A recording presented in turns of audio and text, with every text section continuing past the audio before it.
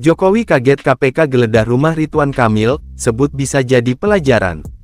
Joko Widodo, Jokowi, mengaku tidak menyangka rumah mantan Gubernur Jawa Barat, Jabar, Ridwan Kamil, digeledah Komisi Pemberantasan Korupsi KPK.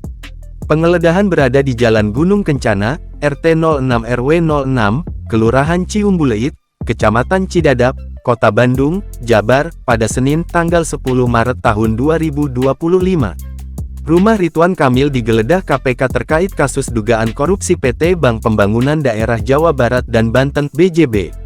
Iya, sangat kaget. Ya, semua proses hukum harus kita hormati, kata Jokowi saat ditemui di Kota Solo, Jawa Tengah Jateng pada Selasa tanggal 11 Maret tahun 2025.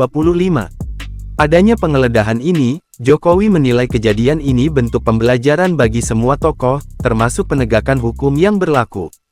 Saya kira, semuanya bisa belajar dari semua kasus-kasus hukum yang ada, jelasnya.